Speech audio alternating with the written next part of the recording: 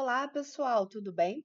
Eu sou a professora Poliana Fonseca e vou aqui me apresentar brevemente. Eu sou contadora e também administradora, sou formada em análise fiscal em pós-graduação, tenho um mestrado em economia e gestão empresarial e um doutorado que estou cursando na área de direito econômico e empresarial.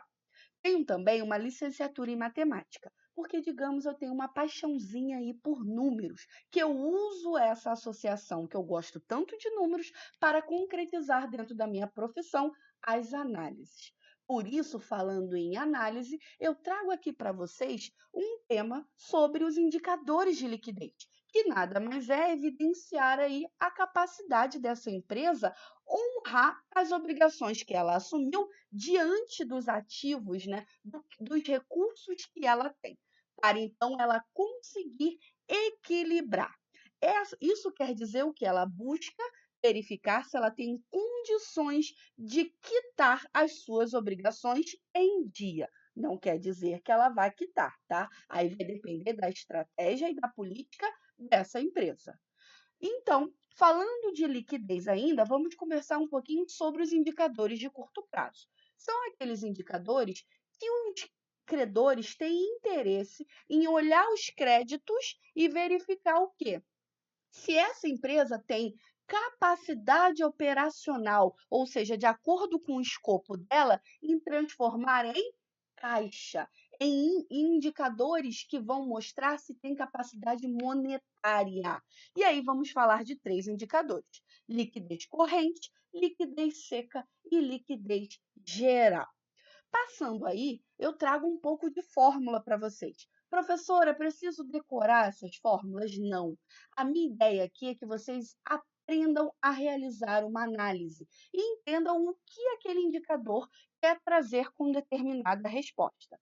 A liquidez corrente é o ativo circulante sobre o passivo circulante, e aí ele está analisando a capacidade da empresa, né, em cumprir essas obrigações dentro do curto prazo. E aí, curto prazo, a gente entende que é o que está dentro de um ciclo operacional da empresa, e o que passar disso está no longo prazo, tá? Saindo da liquidez corrente, a gente tem a liquidez seca. Seca por quê? Ela tira os estoques da fórmula, porque os estoques possuem incertezas na sua concretização. Você não sabe se vai vendê-los e tampouco se irá recebê-los. Então, os estoques são retirados para que eu tenha, né, um indicador mais apurado, tirando as incertezas de realização.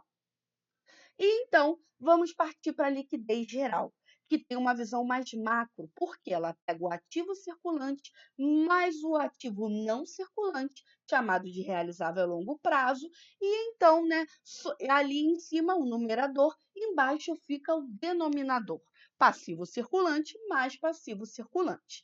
Esse indicador já tem uma visão macro, aonde eu vejo a capacidade que essa empresa tem em converter em dinheiro, né, tanto o curto e longo prazo, relacionado a tudo que ela assumiu de dívida.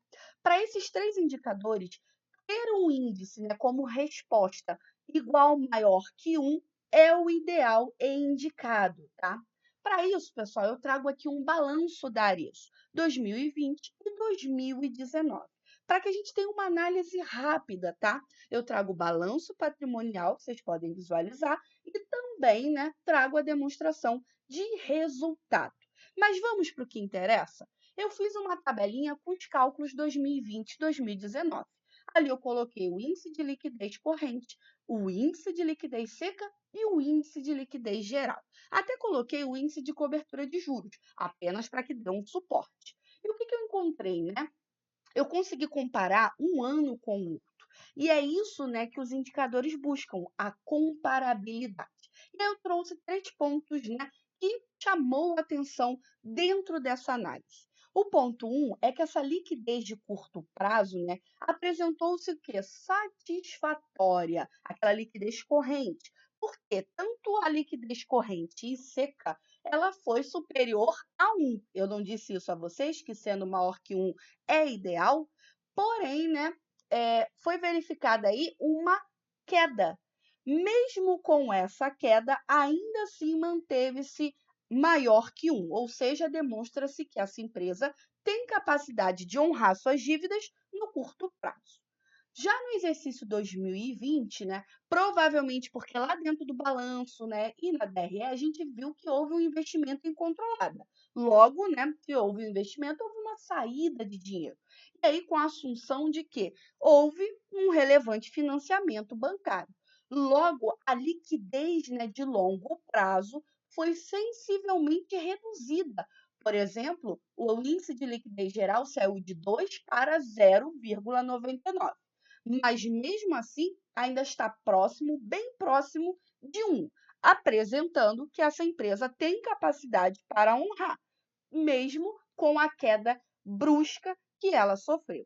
E por fim, a terceira observação, o indicador ali de cobertura de juros, apesar de ainda confortável, mostrou que uma expressiva queda, tá? E ali eu vejo o EBIT sobre despesas financeiras.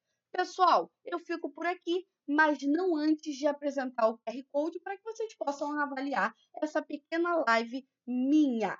Por fim, The End. Show, pessoal.